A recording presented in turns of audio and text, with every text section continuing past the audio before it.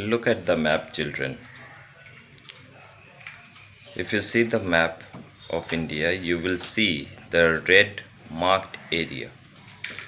And that red marked area in the map is your northern plain. Northern plain, as we have already discussed, it is one of the most fertile land area of India.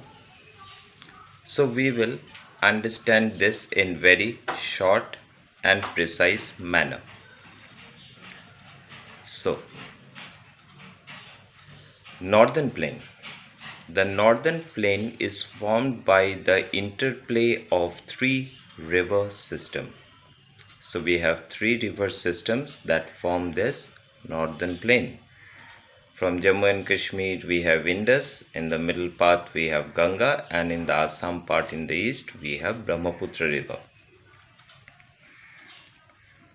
So these three major river systems includes the Indus, the Ganga and the Brahmaputra, along with its tributaries. These rivers also have their tributaries.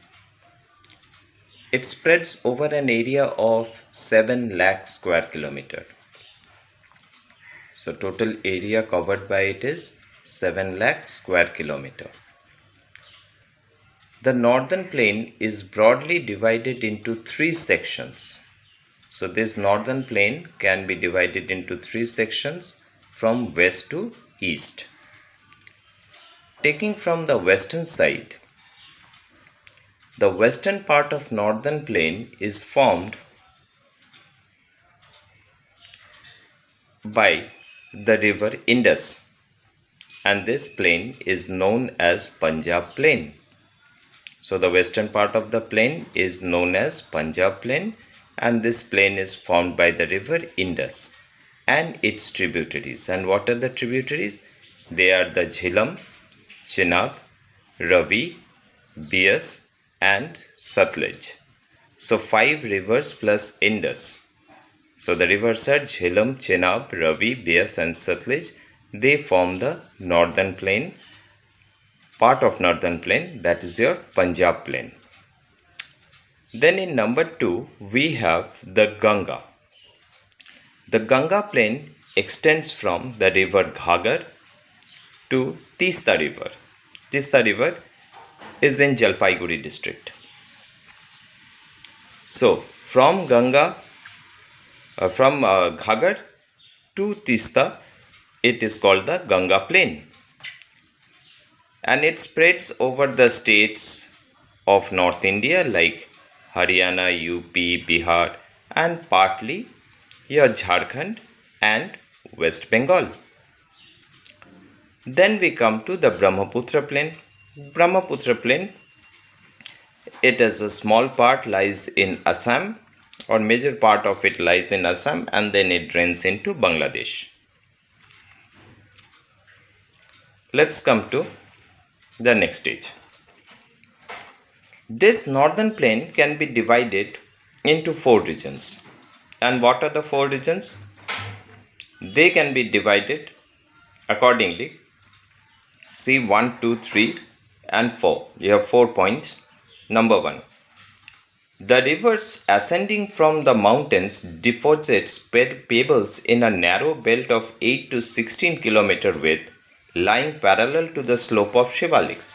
So when these rivers come down, they carry pebbles with them and they deposit along the slopes of the Shivaliks. This region is known as Bhawar. So what does this area known as? It known as Bhawar. All the streams disappear in the Bhawar belt. So if you see, all the rivers that comes down to the Bhawar region, they disappears. Why they disappears? Because it is stones.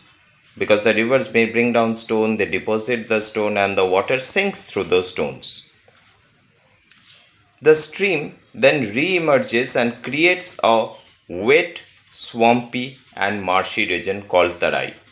And then after this region, in the northern plain, it comes the Tarai region. Tarai region is the place where the water again reappears from the stones and it becomes a wet, swampy and marshy land. Then number 3. The largest part of northern plain is formed by older alluvial. So most of the area is made up of most of the area of northern plain is formed by older alluvial.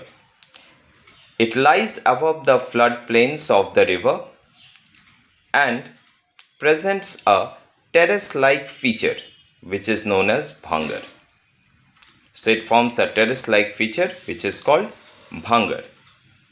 And number 4, the soil in the Bhangar region contains calcareous deposits known as kankar. So the soil in this Bhangar region, they have something like small stone-like structures, and this is called kankar. And the young alluvial deposit in the floodplain is called khadar. And the new soil that is deposited by the rivers in this plain, it is called the khadar. We'll continue with the plateau region.